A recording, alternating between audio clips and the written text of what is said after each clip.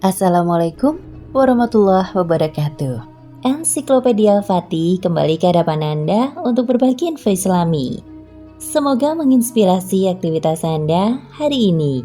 Dan jangan lupa klik tombol subscribe dan aktifkan notifikasi tombol lonceng agar tidak tertinggal berita terbaru dari Ensiklopedia Al-Fatih.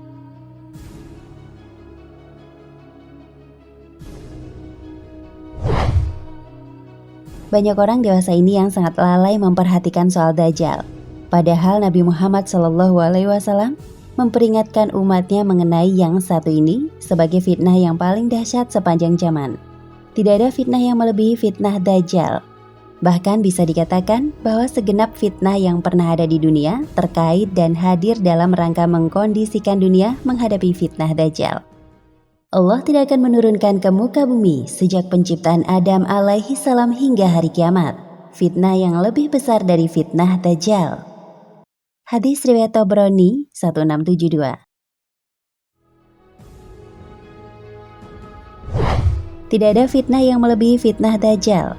Bahkan bisa dikatakan bahwa segenap fitnah yang pernah ada di dunia terkait dan hadir dalam rangka mengkondisikan dunia menghadapi fitnah Dajjal. Menariknya lagi, Nabi Muhammad SAW telah mengisyaratkan bahwa kemunculan Dajjal untuk menebar fitnah dan kekacauan justru bakal terjadi ketika kebanyakan manusia awam telah lalai dan tidak peduli akan Dajjal. Sedemikian rupa sehingga bila ada yang membicarakan soal Dajjal, maka mereka cenderung menertawakannya dan menganggapnya sekedar sebagai mitos atau legenda. Demikian pula halnya dengan orang-orang yang pintar ketika itu. Malah para penceramah, ustadz, dai, dan imam di mimbar-mimbar tidak memandang perlu untuk mengangkat tema bahaya fitnah Dajjal.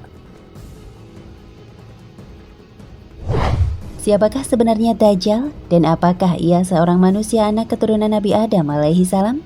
Ataukah ia termasuk makhluk kalangan jin atau raksasa atau apa?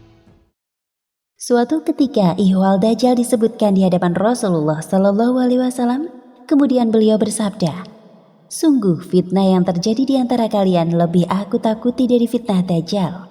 Dan tiada seseorang yang dapat selamat dari rangkaian fitnah sebelum fitnah Dajjal, melainkan akan selamat pula darinya Dajjal. Dan tiada fitnah yang dibuat sejak adanya dunia ini, baik kecil ataupun besar, kecuali untuk fitnah Dajjal."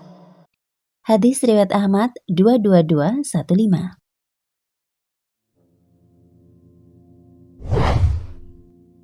Pemirsa, ada sebuah hadis yang panjang di mana di dalam hadis tersebut terungkaplah bahwa Dajjal merupakan seorang lelaki dari kalangan manusia keturunan Nabi Adam alaihi salam. Namun ia merupakan makhluk yang diberikan Allah keistimewaan, tidak seperti kebanyakan manusia pada umumnya. Dan di antara keistimewaan tersebut ialah bahwa ia telah hadir ke muka bumi kita ini sejak zaman Nabi SAW dan para sahabat. Artinya, umur Dajjal sampai saat ini telah mencapai belasan abad atau sekitar 1400 tahun. Subhanallah. Fatimah binti Qais berkata, pada suatu malam pernah Rasulullah SAW mengakhirkan sholat Isya yang akhir, lalu beliau keluar dan bersabda, "Sesungguhnya yang menghalangiku untuk segera keluar adalah kisah yang diceritakan Tamim Ad-Dari kepadaku dari seorang laki-laki yang berada di pulau dari gugusan pulau-pulau." Penggalan hadis riwayat Abu Daud 3767.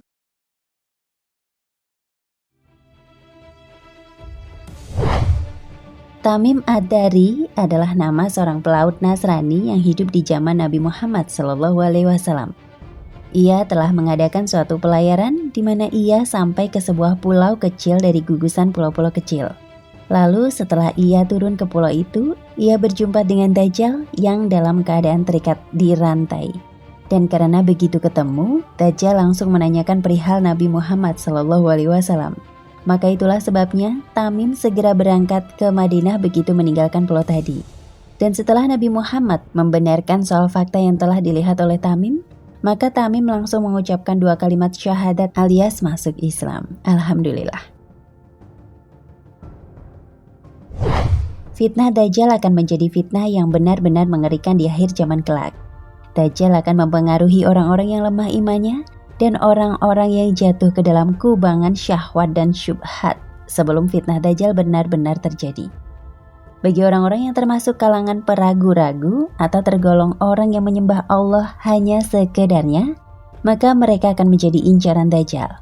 Bahkan mereka itulah yang sangat diinginkan oleh Dajjal untuk menjadi korbannya dan masuk ke dalam lingkar fitnahnya.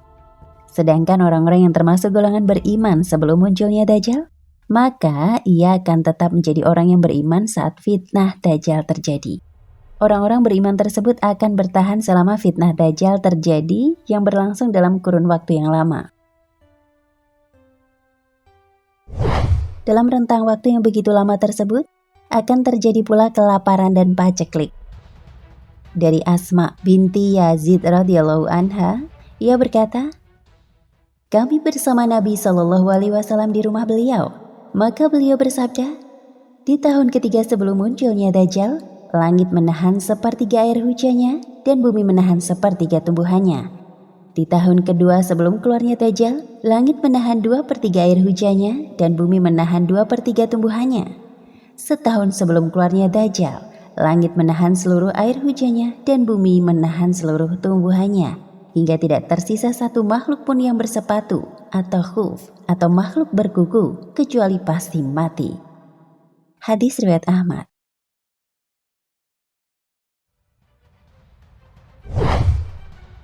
Lalu dalam kondisi kelaparan dan paceklik tersebut, apa yang akan dimakan oleh orang-orang beriman? Dalam bukunya yang berjudul Ensiklopedi Akhir Zaman, Dr. Muhammad Ahmad Al-Mubayyad menceritakan tentang makanan yang akan dimakan oleh orang-orang beriman di akhir zaman kelak. Hal tersebut dijelaskan dalam sebuah hadis berikut. Dari Aisyah radhiyallahu anha bahwasanya Rasulullah Shallallahu alaihi wasallam menceritakan kondisi sulit dan dahsyat yang terjadi menjelang munculnya Dajjal. Aku bertanya, "Wahai Rasulullah, di manakah orang Arab pada waktu itu?" Beliau menjawab, "Wahai Aisyah, orang Arab pada saat itu sangat sedikit jumlahnya." Aku bertanya lagi, "Makanan apakah yang mencukupi orang-orang beriman pada waktu itu?" Beliau menjawab, "Apapun yang mencukupi para malaikat, yakni tasbih, ucapan subhanallah, takbir, ucapan Allahu Akbar, tahmid, ucapan alhamdulillah, dan tahlil, ucapan la ilaha illallah." Aku bertanya, "Harta apakah yang paling baik pada waktu itu?" Beliau menjawab, "Seorang budak yang kuat yang mampu mencukupi kebutuhan air minum tuannya. Adapun makanan, maka tidak ada makanan pada saat itu." Hadis riwayat Ahmad.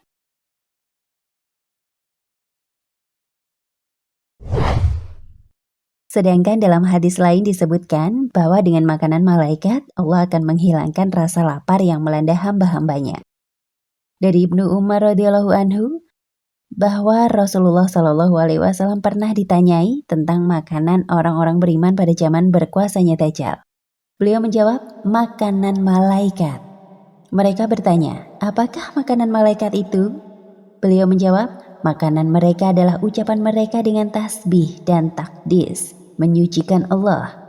Siapa saja yang ucapannya pada hari itu, tasbih dan takdis, maka Allah akan menghilangkan kelaparan darinya sehingga dia tidak takut kelaparan." Hadis riwayat Al-Hakim.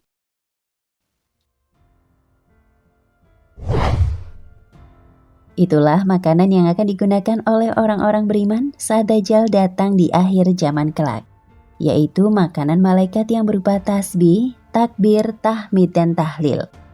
Dengan makanan malaikat tersebut, niscaya Allah akan mengangkat rasa lapar yang menimpa orang-orang beriman ketika fitnah Dajjal berlangsung. Wallahu a'lam.